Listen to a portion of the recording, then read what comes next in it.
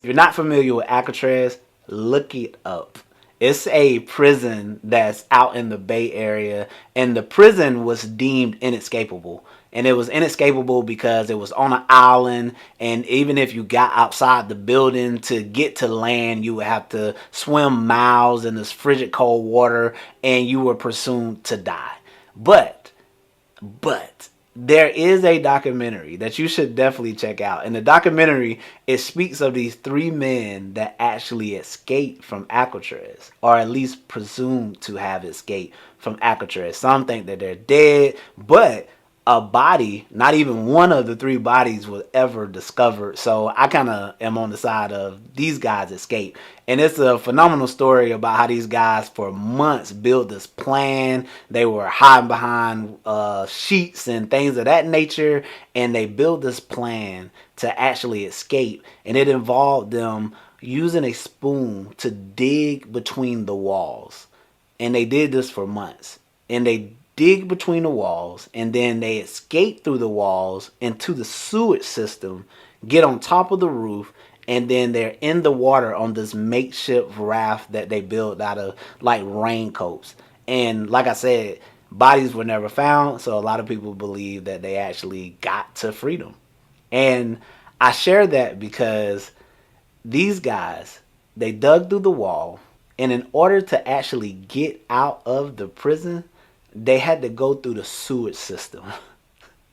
The sewage system.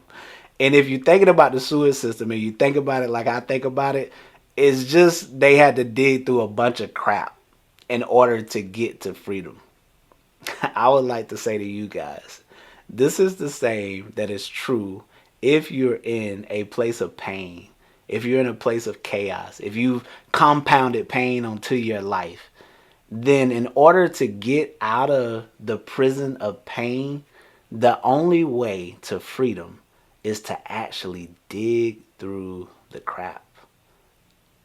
You got to dig through all of the crap, and that's nasty. That is nasty work.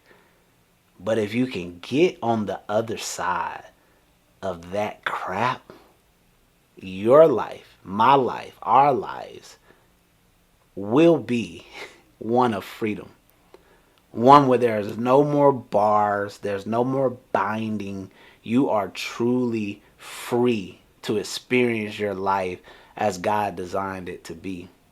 It's just going to take you digging through the crap. It's just necessary. It sucks. It sucks. I'm going to tell you, you know this to be true. They tell you this in therapy when you first start. It is true. If you want to heal, it will probably get worse before it gets better. I won't even say probably. It will get worse before it gets better because you're digging through the crap. You're going backwards to get through all the crap that you compounded in your life in order to get to a place of freedom. And I want to do another story on this and another follow-up on this to give more depth and clarity. But for the sake of this, I want to tell you guys just a couple or a few points on how you can get free. One, I want you guys to be reminded, this is Psalms 147 and 3. And it says that he heals the brokenhearted and he binds up their wounds. That's one letting you know that in this life you will have a broken heart. In this life there will be cuts, there will be beatings that you take, but Jesus will bind up those wounds. So my number one is lean on him, trust in him, seek him. If you don't know him, ask, seek, knock, so that the door can be open. That is going to be your ultimate place of healing. Secondly, you should try to find a therapist. And therapy is one of them things. It's tricky for me because it's so expensive. I feel like therapy should be like a BOGO deal. Like I go one and get one free. Like it's that essential. Like just give us some coupons or something like that. I have no idea why therapy is so high. But if you can, if there's a place, research, find out people that can supplement your therapy calls, things of that nature. But therapy will be extremely helpful. And my last one is community. You have to seek out people that you're truly close to, and you have to give them the information that, hey, look, I'm on the struggle bus. And the chances are they already know.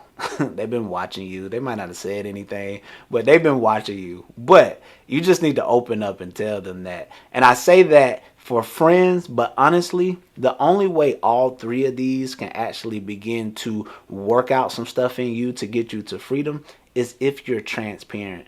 Be transparent with the Lord. Be transparent with your therapist. Be transparent with your community. If you do that, then I guarantee you, you will be on the edge to freedom. It's grabbing the spoon and digging through the wall. And you got to keep digging piece by piece, piece by piece, piece by piece. And even when you build a hole big enough to begin to get through, then you got to dig through the crap. But if you can get through the crap and actually get out into this place of freedom, it is worth it to then begin to get out of the prison of pain. This is the Black Sheep TV. I thank you for listening. If this is content that you like, if this is content that you need, if this is content that somebody else needs, I ask you to like and subscribe. I plan on dropping a video every week. Please, please know that there is no man left behind. Jesus will always go for the one and leave the 99.